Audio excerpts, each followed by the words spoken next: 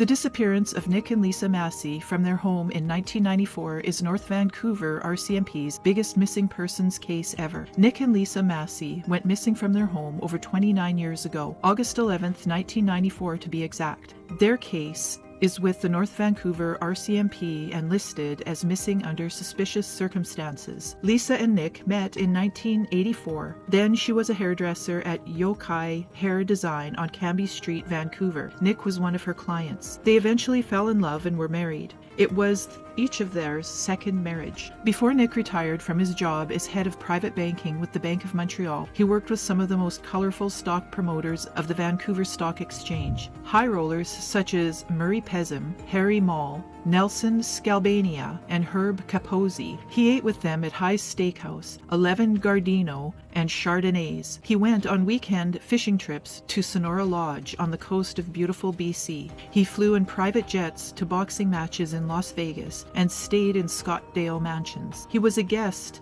at one of the Pezim's weddings that took place on a luxury yacht. But while the Masees may have associated with the movers and the shakers, they were living way beyond their means. As a banker, Nick pulled in approximately $85,000 a year. Their modest North Vancouver home was heavily mortgaged and they owed $75,000 on their credit cards. It would seem that Nick and Lisa were very happy and successful, but those closest to them noticed a slight shift in their behavior. There was a trip to the Cayman Islands in April of 1994. Nick and Lisa also set up a bank account with $50,000 worth of stock, and they drew up wills. Nick called his daughter living in Holland to say that he likely wouldn't be calling her on her birthday. Then, on August 10th, 1994, Nick and Lisa told several people that they were going to dinner at Trader Vic's, a popular Polynesian restaurant, to meet with a mystery investor to discuss a $10 million business deal. According to one of Nick's business associates, Nick had said that the investor was going to send a limo to pick them up at their home. Nothing is known about the meeting. Nobody showed up at the restaurant or called to cancel. According to a 1995 news report by CBC, a witness said they saw Nick and Lisa next door at the Westin Bayshores Garden Lounge from 6:30 to 10:30 p.m.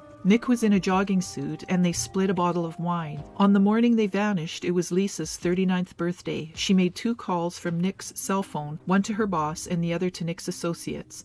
She said that they would be out of town for a few days. They were never seen again. After a week, Lisa's sister went to the Masee's home. She noticed Nick's car, a white Chrysler LeBaron, in the driveway. The front door was closed but unlocked and the security system was turned off, which she said was very unusual for the Masees. Nothing inside the home was disturbed. The couple's 17-year-old cat was left alone and unfed inside the house. Nick and Lisa's passports were found inside. 2 plastic zip ties similar to the ones used as handcuffs were found inside the front entrance of the house. No other evidence was found, and there has been no activity on their bank accounts since their disappearance. RCMP's Gord Reid is quoted by Eve Lazarius in the August 19th, 2021 article, "It's a head-scratcher. I've got missing people that I assume are murdered, because there are people that aren't very kind who would disappear, but the Masees could. He was a sophisticated guy.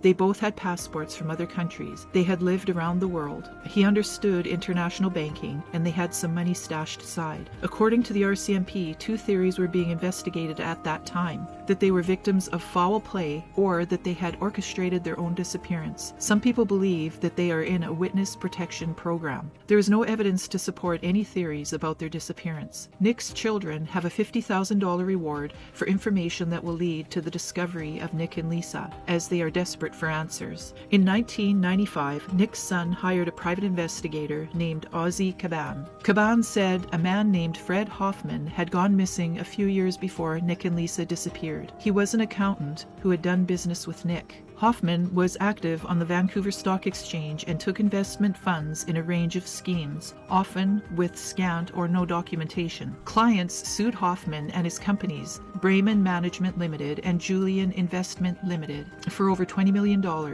but the actual losses are thought to be far greater. Since Hoffman had gained loyalty and trust from many of his often elderly clients, his disappearance in 1991 was all the more devastating to these victims. Many died penniless, while some retirees were forced to return to work and abandon their retirement plans. Hoffman absconded to Australia and changed his name to to Peter Cornelius Walters and continued his life of scamming people. And 12 years later, in September of 2002, he was arrested in his mansion in Tasmania. He was 71 years old. He received 8 years in an Australian prison and was set to be extradited back to Canada to face charges for his dirty dealings. Apparently, his conviction was overturned.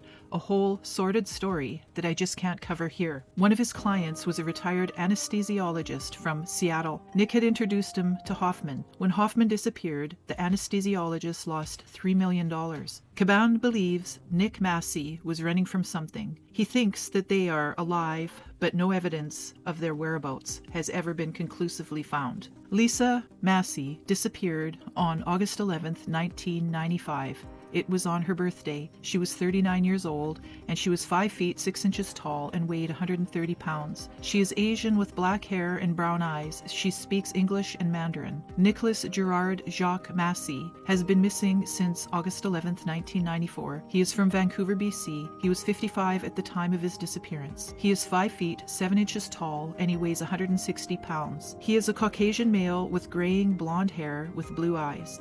He speaks English and Dutch. Anyone with any information about the whereabouts of Nick and Lisa Masee is urged to contact the North Vancouver RCMP at 604-985-1311. This case was an interesting and mysterious one.